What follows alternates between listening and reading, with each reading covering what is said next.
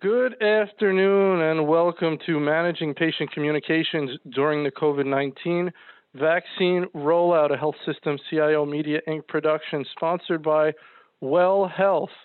Just a little housekeeping before we get started. My name is Anthony Guerra. I'm the Editor-in-Chief of Health System CIO, and I'll be your moderator today. We're looking forward to your participation. You can send in your questions or comments at any time in the Q&A box, and we'll take those later in the program, and we'll do a little audience poll, which should be a lot of fun. Nice way to view the screen. Click in the top center, get it in side-by-side mode, then you can adjust the divider to get the video boxes and the slides the size you would like them, and it should say speaker view in the top right-hand corner. Just so you see how we're going to spend our time today, we're going to go about 40 minutes first with our main panel discussion featuring Sri Bharadwaj, VP Digital Innovation with Franciscan Health, John Kravitz, CIO at Geisinger Health System, Sandy Andrews, SVP and COO Clinical Care at Providence Health System, and Meg Aranow, SVP and Platform Evangelist with Well Health. So we've got a lot to talk about, so let's jump right in. Sri, can you give us an overview of your organization and your role? This is Sri Bharadwaj. Thank you, Anthony, for the opportunity. Vice President Digital Health, doing a lot of work around digital transformation, managing Epic applications to figure out how do we transform the organization. The organization the past few years has been moving towards doing a lot of work in changing how we operate as a system. There were, going back to many years, there were several hospitals in various locations, and they were not collectively becoming a system. Now, what is happening is the transformation that's happening around standardizing on processes, procedures, and everything else that will get everybody to a standard platform that we use across, as well as helping patients, irrespective of where they go, get that same care that is Franciscan is known for. So that is what we are in the middle of doing. It's a transformational journey, 3-year transformation journey that we are in. We had a little bit of setback, I would call it, with COVID-19, but actually in some respects catapulted our way to get digital embedded into the organization, video visits and stuff like that. So a lot of change, a lot of good feedback, and great benefits for our patients. Excellent. Very good. John? Yes, thank you, Anthony. I appreciate the opportunity. John Kravitz, I'm the corporate CIO for Geisinger Health. We are an academic integrated delivery network, so we have medical school, about 500 physicians in training, as well as a health plan of about 600,000 members and a clinical enterprise serving about 3 million patient population. We've gone down the journey a long time ago with Epic, and we've standardized through all acquisitions or mergers to bring everyone onto that standard platform within our enterprise. So our work and my responsibility as corporate CIO is all of the strategic planning. A lot of our initiatives are around digital, as Sri had just mentioned. We do a lot of digital transformation. We are in a process of rolling out a lot of digital change, CRM and other things, but really important that we're aligned to the organization's strategy for future growth opportunities, and excited about the opportunity moving forward. So I'll stop there, Anthony. Very good, John. Thank you. Sandy? Hey, John and Anthony, thanks so much. I am excited to be here. I'm Sandy Andrews. I'm the SVP and COO of Clinical Care for Providence. I have also had a unique opportunity of owning our COVID response for the system, and most recently this vaccine czar, essentially, as we've been planning and now administering. For those that don't know, Providence is a nonprofit health system. We go from Alaska down to Orange County, across over to Texas, and we're mission driven. It's about health for a better world, and we really serve all patients, and we strive for making sure that we are connected in our communities and really a provider of choice. My role has evolved as I came in as Chief Operation Officer for our clinical care division. And it's really been an amazing opportunity to use COVID to instigate and create the change that we want in healthcare and have been able to get some of the transformation. So I agree from everything from telehealth and virtual care to even how we're thinking about systems that connect us to be a system of systems. So very excited to be here today and share what we've learned. Very good. Thank you. Meg? Hey, thank you, Anthony. And hey, everybody, it's nice to be with you from Well Health, the sponsoring organization today. Well Health was originated about 6 years ago, just shy of 6 years, to provide the last mile of patient communication. Our founder took as his mission and his vision the idea of moving healthcare into concierge service, best-in-class service for our patients. A goal we enter the market knowing that we missed somewhat and that we're here to try to improve. What Well does is it takes your existing systems, many of which have their own communication mechanisms, sort of bolted on, often as an afterthought, and often perhaps not as strongly performing as their core missions of each of those systems. And we unify your messaging into a single thread, most often through SMS, to reach patients in a meaningful and timely way, and to give them a consistent experience across all of those systems with which they might interface. My role at Well as a former CIO is to make sure that we're good listeners and that we're providing solutions that really are intended to deliver on addressing the challenges that each of our customers have. So I kind of facilitate those conversations in whatever way is necessary. And again, happy to be here. All right, Meg, thank you. All right, John, we're going to start with you on this question.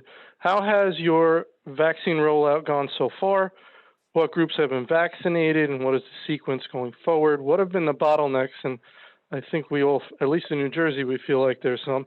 What have been the bottlenecks, both internal and external? Yeah, I think for our organization, we've been pretty progressive in vaccinations for COVID-19. Employees have all been on the docket. In fact, in IT, we were the third group originally, and we actually opened it up right before Christmas for everyone to schedule to get in to get their vaccinations. And so I've gotten mine, both of those. And I can tell you, I think some of our challenges, because I've heard opportunities on how New Jersey and Florida and others have done drive-in vaccination clinics where people will actually get the shot while they're in their vehicle. They park on the side for 15 minutes and just keep moving through the chain in the process. Pennsylvania is not that progressive. I think our inhibiting factor is our leadership is not, up until last week, has been very slow in moving us forward. But us as an organization, we've been very proactive, serving patient populations that aren't even necessarily Geisinger patients. So we're hearing a lot of positive accolades from competitive healthcare systems that we're providing services to. With regard to the number of vaccinations that have taken place, it's well over 25,000, closer to 30,000 that have taken place in our service area, which started about a month ago. We want to step that pace up. In fact, we're opening new vaccination clinics in different buildings that we have in different geographic locations in order to expedite. Now, phase 1A in Pennsylvania extends to, the first responders all over, police, fire, whatever that may be, or EVS. EMS participants would take part in that. We've also opened it up to patients 65 or older, or 16 to 64 that have a chronic disease condition. And it only has to be one chronic disease condition. So we are moving quickly, using our Epic system to schedule. Part of the challenge has been for us, we are looking at the open scheduling capabilities of it, but we will continue to use Epic to schedule our appointments, get the patients through, and really step up the pace. We are excited about the opportunity to get, our patients, all the employees have been done now, but our patients through this process. And I think we have a pretty decent rate, because it is voluntary. And we have over 70 to 75% of our employees have been vaccinated. And I think they're being encouraged to go back and get vaccinated. So we'd like to get it closer to 100%, like we have with flu vaccinations, because we wanted to really try to minimize the amount of people getting sick, especially our employees with flu and COVID at the same time. So, John, you feel you see the leadership, state leadership, as it could be inhibiting you could be doing other things if you were allowed to. You see things being done in other states that you cannot do. So you could see a scenario where a health system has a ceiling on what it can do based on leadership on the political side. Yeah, I make that statement, Anthony, prior to last Thursday, I believe was when it opened up considerably. Prior to that, it was strictly first responders and employees of the health system, and everything else was being kind of held back and curtailed. Now that's opened up considerably. I think it's just the beginning of the wave. When we open up to the general population to get COVID vaccinated, I think we're going to see a tsunami of new activity coming in. And I welcome that. I think that's what we need to see and do. So we're very we're optimistic about it, but we're also cautious. We don't want to overrun our EPIC system. You know, when you do that, I've heard of instances where you know, electronic health records can get inundated and get knocked down because of the large volume of transactions hitting the databases. So we're very cautious about that and taking precautionary measures. Very good, Sandy. Sure. So how has COVID vaccine rollouts gone for Providence? I would go into the 3 buckets that we have been looking at as far as our response. So first is the bucket of caregivers, and similar to John, we are at a high percentage of our caregivers that have been vaccinated. That was the first group. And then the second bucket is patient, and the third is community, and I'll talk to them in a second. But with our caregivers, and again, we all started in mid-December and rolled through the holidays. It was a big effort for us at Providence. We have over 120,000 employed employees, or caregivers as we call them, and we have another 100,000 non-employed. And so managing these providers was a pretty big task to just really understand who we were going to vaccinate first. And so we built a validate and verify database. We literally took all the systems that we had, whether you logged into Epic, whether you know, got a paycheck from us, we took all that and we created a database.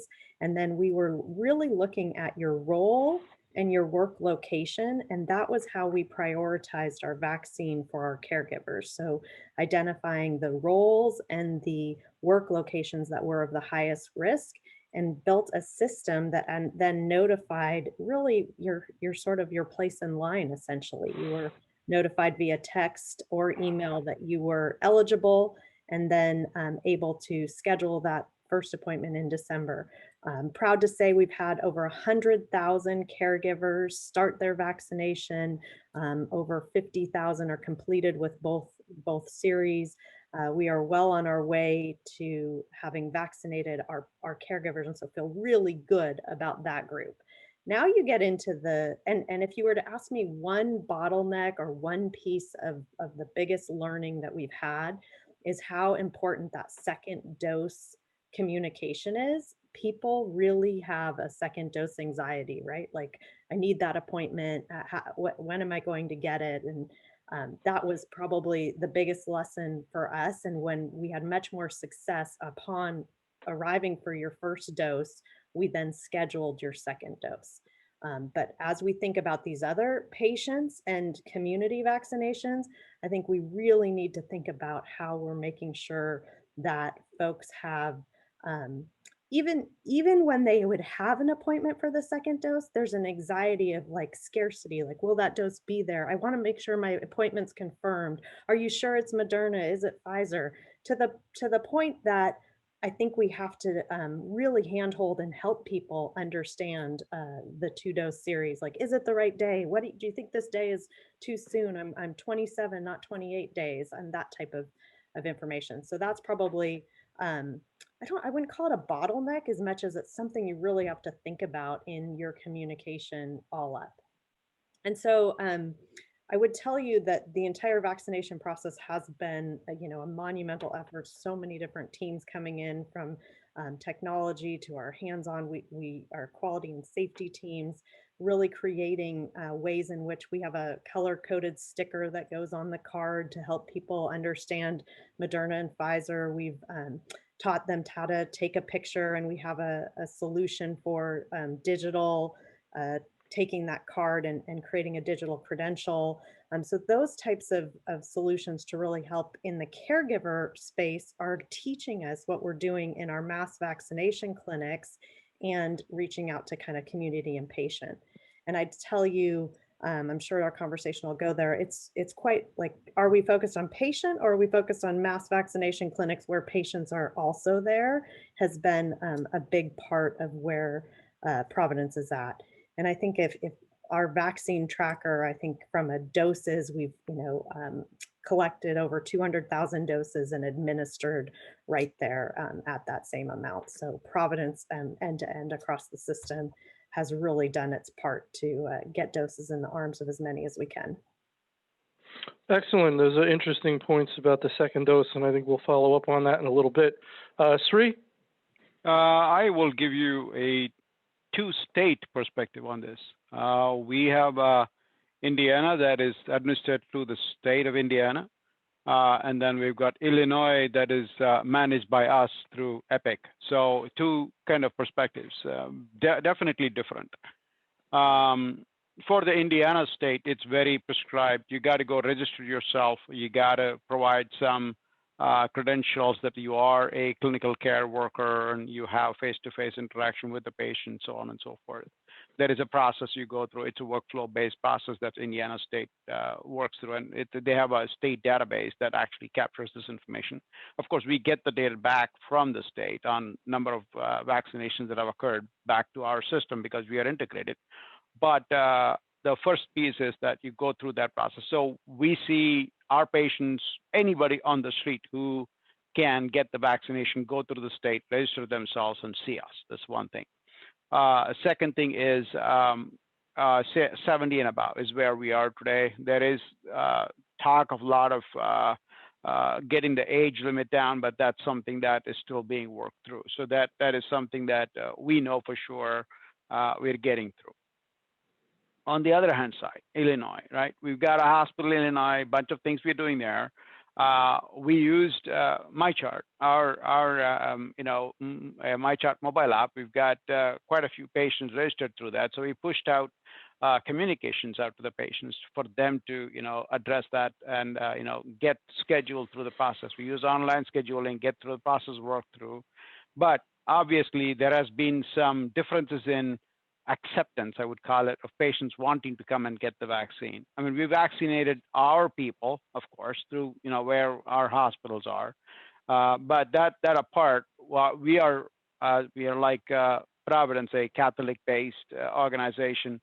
So we have a lot more at stake from a community perspective. So we do a lot of that kind of work. So what we are doing is, from an Illinois perspective, using Epic, the build, and everything else, and getting the data back to the state, which is what is required. Whereas on the Indiana side, you use the state database to get the patients in. So the patients come in, and we had the same anxiety around the second dose. The advantage for us is that we have a process where we communicate as they walk in and say, this is today and your second vaccination is this day, so we know exactly what we need to do. I sit on state calls to help them understand how we are doing, and we are shifting from, originally we were doing more first-time vaccinations and second-time later, but now we are shifting to second-time first and first-time later because of the pool of people who have been vaccinated already. So we got a 70-30 split down there, that process. So it's been very structured from an Indiana perspective, but rather not so very structured from an Illinois perspective. Just to give you that perspective in terms of states. I did have a conversation with my ex-colleagues in California last week, and they have, as I was mentioning earlier, created a vaccine clinic outside and put a car park converted a car park to a hospital type of situation and started vaccinating patients, which some hospitals have done. The San Diego folks actually have, in relation with the county, started vaccinating people in large, what do you call those, stadiums and stuff, right? So there's so much of this going on all around, depending on who you talk to. So we are getting lessons learned from all of these and providing that feedback back to the state so we can make the change as we need going forward. All right, very good. Meg, what are your thoughts on what you've heard? What piqued my ear was this second dose anxiety. Sounds like a real patient communication issue. Yeah, so what I'm hearing is a lot of what we've heard from our many customers that we're helping through this same kind of issues, right? The things that come up for them, starting out particularly with reaching out and tracking folks that aren't naturally part of their EHR already, people with whom they don't already have a natural rapport and relationship. So, and I heard that on the panel today. I've heard that. Other challenges that they have are these changing priorities, right? Things keep changing. The states keep kind of rearranging who's my target audience today. Maybe it's different tomorrow, et cetera. And then along with that confusion, as Sandy said, or anxiety about second dose. And I'll double down that most of our customers have seen that scheduling the second appointment while you've got the patient in front of you for the first appointment seems to be the most effective and reassuring way of communicating with the patient. So that's at least seems to be best practice from our book of business with our customers. One thing that I didn't hear mentioned, but that I have heard from some of our customers is this using our tool, or really any tool for communication, to cut through the noise, right? This is such an extraordinary time when your patients are inundated with all kinds of information from authorized folks and other places, I'll just say that, right? Unedited places out on social media, et cetera. And so using communication tools to cut through that noise so that your patients are getting really solid data, being pointed perhaps to other authoritative sites that can give them further data, making sure that at the same time you at your institution are looked to as the caretaker of record, as the institution that has their best interests at heart, further strengthening that rapport. That's also been a part of what we've been hearing about from our customers in terms of how important the communication is today. All right, Meg, thank you very much. Sandy, we're going to start with you. How have you managed patient communications during the rollout? What has worked and what hasn't? I'm actually going to jump to that caregiver communication because I think that was probably where we were innovative and talk a little bit about some tools we've used. And then when it comes to patient, it is so variable, right? Whether it's owned, I think Siri was saying, what the states are doing, what's happening locally. There's like 17 different messages, whether your pharmacy is reaching out locally. So I'll talk about patients in a second, but what we did for caregivers that was unique is we built a pathway in Twistle. So Twistle is an automated communication platform geared at creating a text-based connection with folks to ask questions and answer. And so for that database of 230,000 folks, we were able to quickly get our declination. So it's really important for our caregiver health to track and understand who's consenting, who's declining. And we even had an option to defer. As you recall, in December, there was where are we at on the research and the science? And so we started early on and gave that capability. So we were able to quickly connect, and we had tools on the back end that then gave us a sense of where folks were at, as well as having them answer questions about their work location and their role. So we then knew that we had you in the system as working in this location in this job, but due to COVID, you're actually over here in a much more higher risk location. And none of our systems had those updates. So we had to use this way of helping people truly validate and verify where they're at. And it's interesting because it's that bucket of eligibility that is the same thing that we're having, and truly the issues we're having across all the states, right? So first up, you have to say who's eligible for the vaccine. Then you have some mechanism to communicate with them about that eligibility. Then you have the scheduling of the appointment or getting them to the shot. Then you have, or well, we have the consent and the agreements, or you put that in there. And then you have scheduling, then you have getting the shot, then you have the follow-up in the whole process. And we actually have to collect that consent and declination on both shots. And so it was easy to do it through a text-based. And if you didn't want to give your mobile number, we were able to do it via email through the engine that Twistle provided. So very impressive to have, hundreds of thousands of messages going back and forth on that platform, and then consuming all that data into a visual view that in real time, I knew how we were doing. I knew that we had a lot of variance. There are certain ministries or hospitals down in Southern California with much more trepidation. So we could then do a caregiver campaign about the science of it versus we saw lots of differences in that. We were able to really move the needle on our communications from that perspective. So that's that two-way communication that we did early on. Now, if I move to this bucket of patients, it's so difficult because first, you have to define what a patient is, right? I mean, we serve from urgent care clinics to long-term health to community clinics to outreach to schools to in the same way that we had to go through real discernment in who are our caregivers that are eligible, whether it's a provider we employ, whether they're a resident, whether they're a student, all that. You have a little bit of that to do within the world of patients. And then the goal here is just to reduce infection rate in our community, which is getting more and more people vaccinated. So maybe are we missing a step, and should we just be focused on getting the mass vaccinations? And I have this visual in my head of like, you're going through a toll booth line and there's the line for the pass that you have. Well, that's if you're a Providence patient, go in this line. If you're not a Providence patient, go in this line. And kind of like, can we just serve the greater community in that way of really building the mass vaccination clinics? And so we have been putting a lot of time and effort in, we've built a community playbook. We've talked about, what are the things you have to set up? What will we take accountability for? Is it network infrastructure? Is it bringing Wi-Fi to that site? What work falls on which piece? And then I think there's something to be said of if we can get more people through the community clinics, then it opens this other area of those folks that can't go to a community clinic. Now we're serving them with that one-on-one clinic experience or mobilely going out to them or what it might be.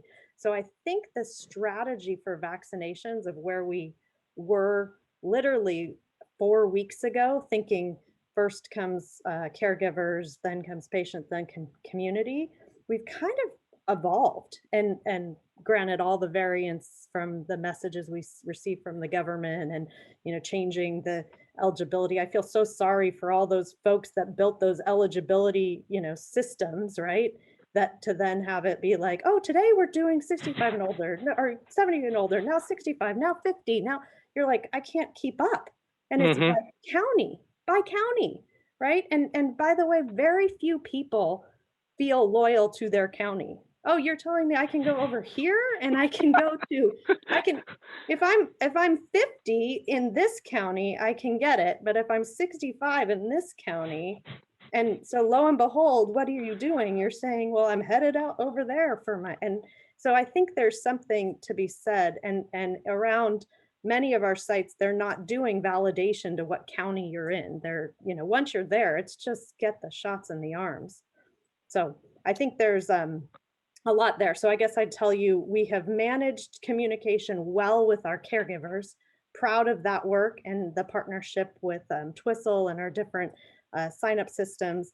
As we move to patient, it's evolving. Very good. Very good. Sri?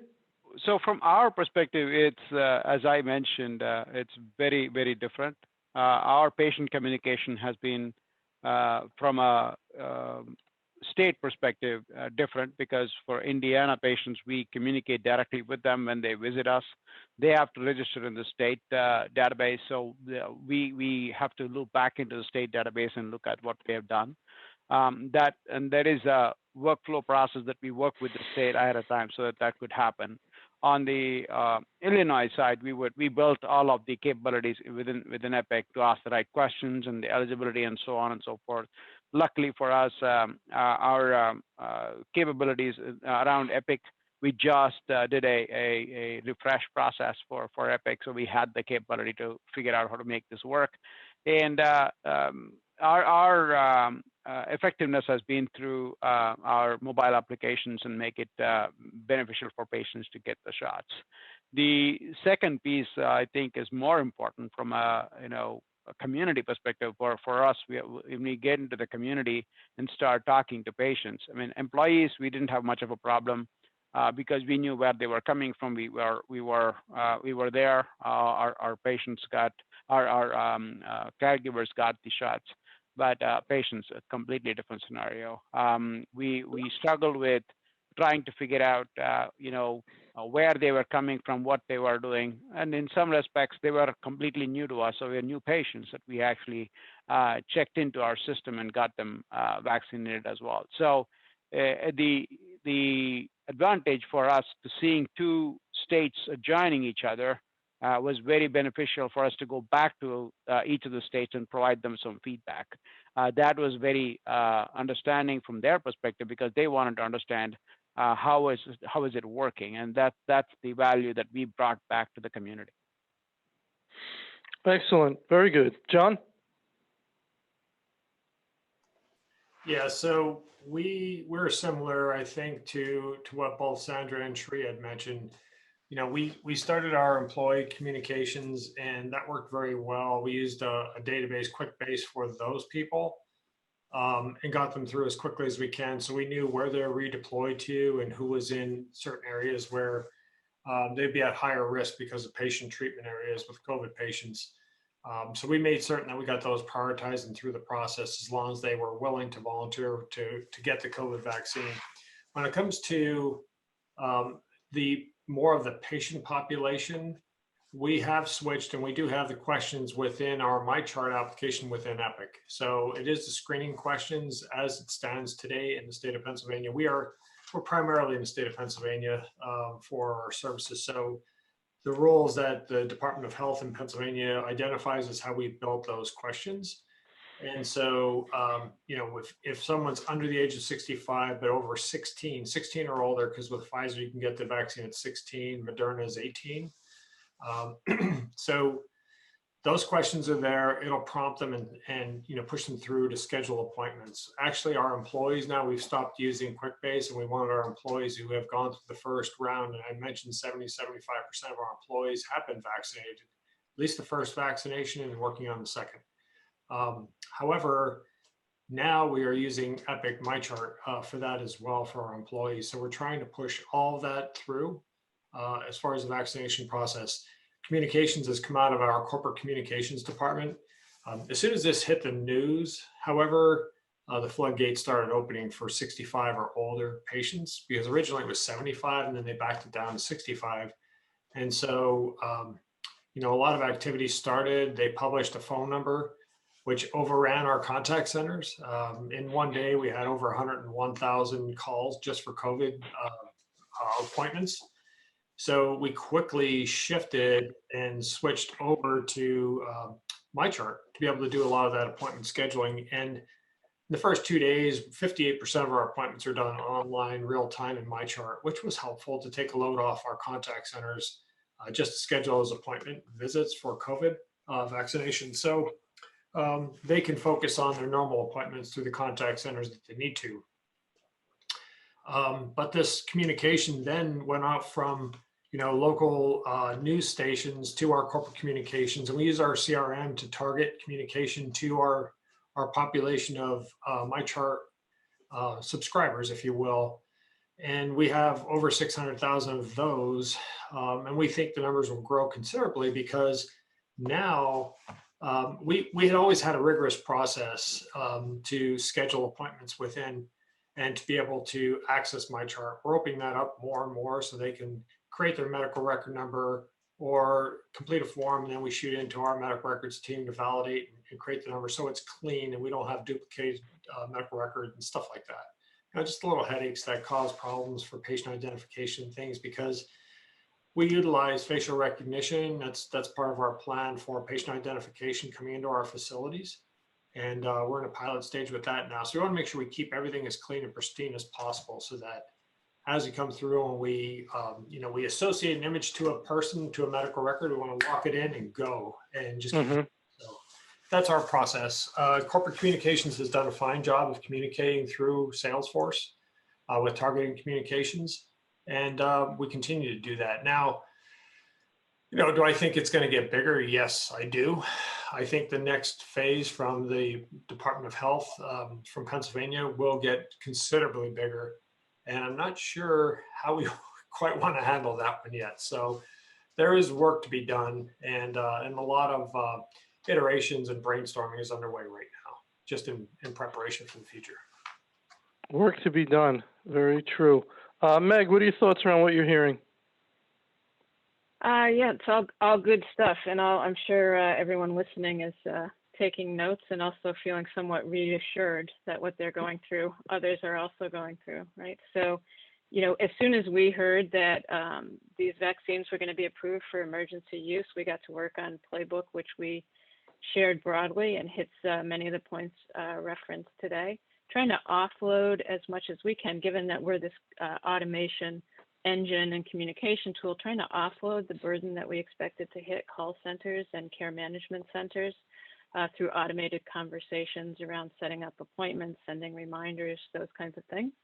I think one thing that wasn't mentioned by the other panelists that we can talk about is that we also are using and included in that automation, reaching out to patients about potential reactions to the vaccines through our automation, sending reassurance if they were predictable, things like, soreness at the injection site, et cetera, but then also offloading conversations directly into a care provider if a patient indicates that they were having some more severe kind of reaction.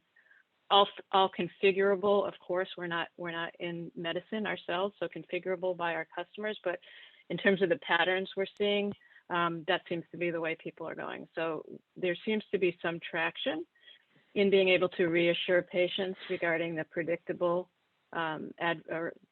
reactions, as well as getting them to that human touch when there's something that's causing them more anxiety. And I think there's some questions that we may take up later in the panel discussion today about how to effectively manage the load that everyone's expecting to hit their call centers and scheduling centers. So I think everybody's trying to use automation in one way or another to fill that gap. And I think we're learning some things along the way that will persist beyond COVID in terms of the way patients want to be engaged. All right, very good. I want to get to a couple of audience questions here that have come in. John, I want to start with you because I think you clicked on this one, so maybe you want to answer it from our friend Bill Spooner. It appears that in many states, the criteria allows healthcare systems to vaccinate all employees, irrespective of proximity to patient care. Is this your experience, and have you experienced any public backlash as a result? There's always some concerns from the public when but that wasn't really widely known, I don't think, in our communities when we started this process. It was publicized in the state of Pennsylvania that we were going to be, the approval was there to start providing vaccinations to healthcare workers. And really, a number of us do round, or we are in meetings in public, healthcare settings within the units. We do round, we do have those discussions. And in fact, I've got 3 go-lives this weekend, major go-lives with Epic, and I will be on site throughout the weekend, right around the clock. So, we took the precautions to do that. And we encourage, because of redeployment of employees who may be in a clerical position, or a person who may be an IT developer or a systems analyst supporting Epic, for example. And we may redeploy them into an area where we need the help because the volume of activity with patients coming in. And certainly our hospitals are busting at the seams with COVID patients, so we can't pull people away from those patients. So the support personnel are required to do that. So I think it's the wise thing to do to get employees vaccinated that volunteer for it. And we are seeing, there was apprehension in the beginning with our employees. That has lifted considerably as they see others go through it and, survive and do well. So that apprehension, I think, is lifted. And it is the opportunity to get the vaccination as soon as possible as an employee, a healthcare worker. And I think many people are taking up on that. In fact, we're seeing quite an uplift in that. And I indicated that in a prior comment that we'd love to see it get to 100% so that we can protect our employees, protect our patients. I mean, that's what it's all about, and make sure we can provide optimal care and still, treat the patients effectively. And then we will roll the patients in as soon as we get the clearance to do such. Very good. All right. Next audience question. I'm going to throw this to you, Sri. Hearing Anthony, from peers. Yeah, go ahead, Sandra. Let me Yeah. just add on to that, because I think there's something important to remember here, that we were all following guidelines and rules, right? And I was, we're in 7 states, and there's 58 counties in the California, there's 3,006 counties in all of the United States. That's a lot of variance, right? And they're all having different rules. We literally had threats in one county that if you give your dose to someone that isn't quote unquote eligible, you can lose your license, all the way to other counties who said, it's all about just getting the doses, just grab people off the street, whatever you need to do, right? Yep. So the extremes were so difficult to manage. And by the way, just to remind people, it was the holiday week. It was like the week that we got the most doses of all of healthcare was the week that the rest of the world sort of slowing down, and we're having to speed up and get shots in arms of people. And so I think it was this mixture of a lot of different things coming together when you got through. So you get the first doses in the middle of December, and you're starting then that holiday week. It was like, okay, we can only put this in the arms of caregivers, and we're only allowed to do this. And so all of a sudden it really was opening. And we actually had a system where we're like, we have 2,000 appointments. We need to open to the next round. And so we were literally cohorting and inviting and moving more and more people in. And then they turned on the ability to say, okay, now you can go out to the community and serve those that are healthcare, those that say they're healthcare workers in the community. But I think there's something to be said of just helping people understand what went down, right, in that period of time, and how absolutely confusing it was to operate. I saw someone talk about, like Cincinnati, where you have a market that's 3 states, like 6 counties, all coming together, and it's nearly impossible. So I think there's something to be said where we created this system about eligibility and really complicated it, and definitely put a lot of stress on the same healthcare system that is responding to the COVID surge in December. I mean, my heart went out to Southern California as we were trying to balance the surge. And do we need volunteers to actually work in the hospital, or do we want volunteers for the clinic? So there's something to be said that we've come a long way. Our numbers are going the right way for COVID, but that was a pretty rough time. And it's still a rough time, actually. I wouldn't say that time is gone. Sorry, John.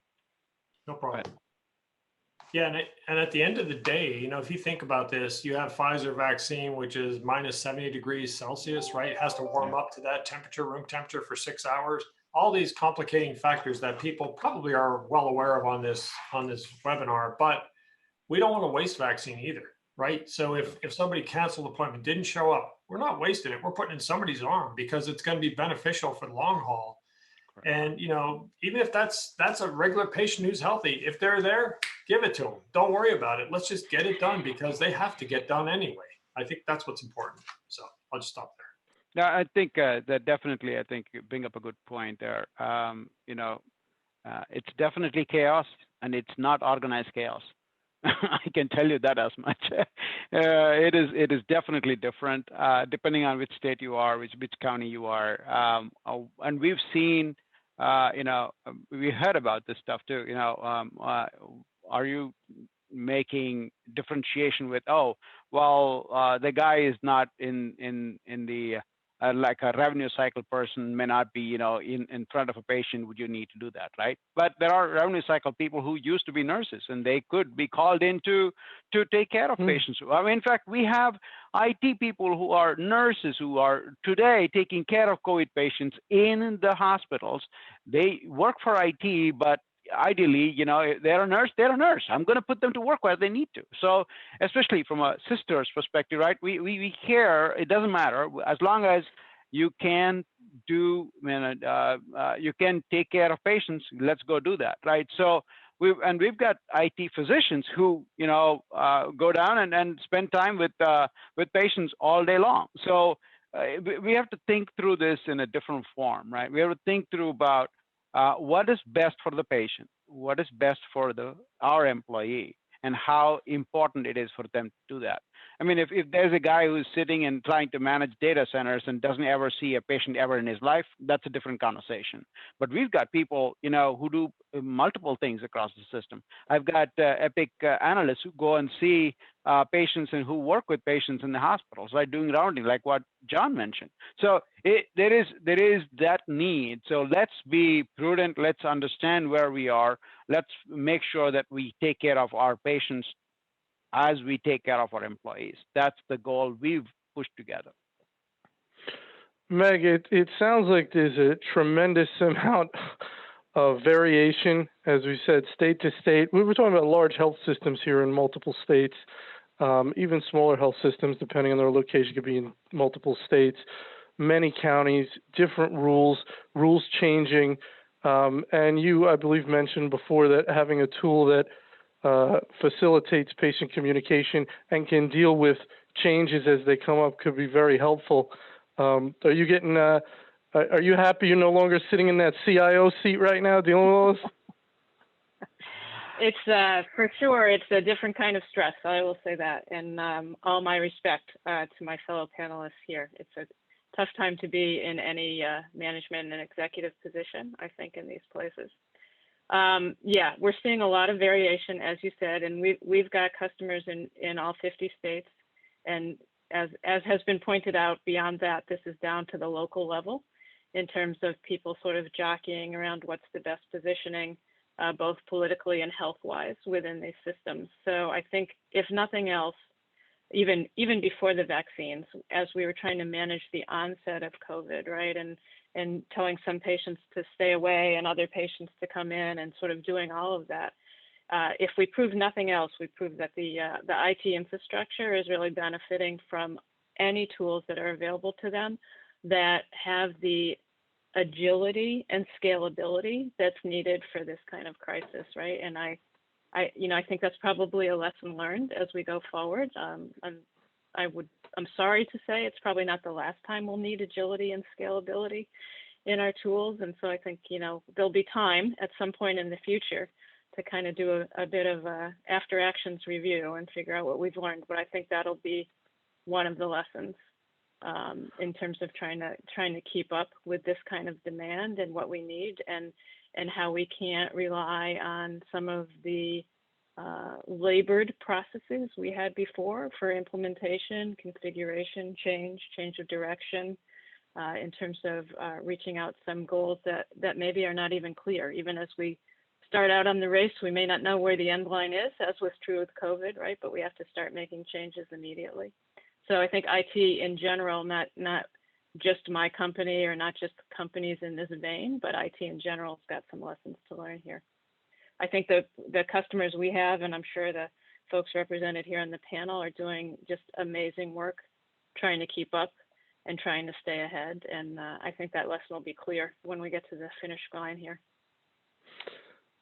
All right, Sandy, I got an audience question I want to throw by you. Some of this you touched on before, but you may want to add to it. I don't think I heard anyone say how you are actually communicating with your community. I heard a lot more internal and systems that are being used.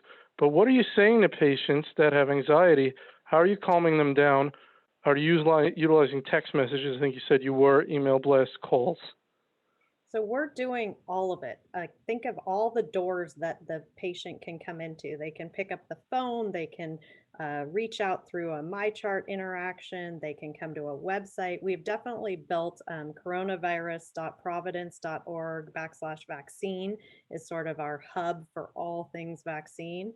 We're doing everything we can to have each Department of Health website there. So if you're Alaska, come learn what Alaska is saying today, because by the way, what they said yesterday isn't as relevant, it keeps on evolving. So we're trying to make sure that we are helping to answer the questions and help people get it. We do have digital tools. We have an app, so you can do our Providence app to connect with it. I found it super frustrating that much of the higher level communication was, call your provider. The providers, we don't have line of sight in all of our locations to doses for that. And what's actually happening is the doses are getting moved to the mass vaccination clinics. And so how do you manage this idea that you're supposed to use your primary care provider as your main source? I think is something we're balancing. So yes, we have primary care messages going out. So all of our patients have received a message about their local guidelines and that ability, and then helping to understand it. I'm super excited about putting on a vaccine finder. So we believe that this is going to last. This isn't, one and done. We are going to be in this for years to come in helping to vaccinate and really provide all around health. And so how do we build that into the planning that we're doing? And personally, if I had a vision, I wish we could turn these mass vaccination events into health fairs. And we could talk not just about having a shot in your arm, but what are you doing for your health? Because it is not just about this shot in the arm. It's about how you're managing your health ongoing. Very good. Thank you. John, I want to get a quick question to you from another one of our friends out there, Mr. Jimmy Weeks. He's hearing from peers that many are having their call centers, service desk infrastructure, and patient portals overwhelmed with a very significant volume increase. You said you were concerned about that in terms of Epic, the scheduling. Are you seeing the same? And if so, have you augmented your service desk or call centers? Yes, absolutely. We have seen that because a number of patients who we didn't have the process for patients who are not MyChart members. We're very rigorous about that, maybe a little too rigorous in our organization. And so we don't like to collect social security numbers, number one. And that's the biggest factor for patient identification. So you don't get duplicate medical record numbers when you have the automatic creation or the patient creation of new chart. So that's something we're looking at very carefully. But because of privacy, we don't want to collect that information within our systems. So we did get overrun. Absolutely, Jimmy. We got overrun on our service desk. In fact, I have 78 people on our service desk, and we had 6 on the MyChart service desk. So I separate those down because those calls are so extensive, and they're elderly patients who need some additional, care to get them through the process. Especially even resetting a password, which is a lot of them, but they just have challenges. So we've been augmenting that process. We shifted over about another 20 people into that queue, just to get through the call volume and the backlog, because so much has been going on and patients are concerned. They want to get the shots scheduled and they want to get their vaccination. Makes perfect sense.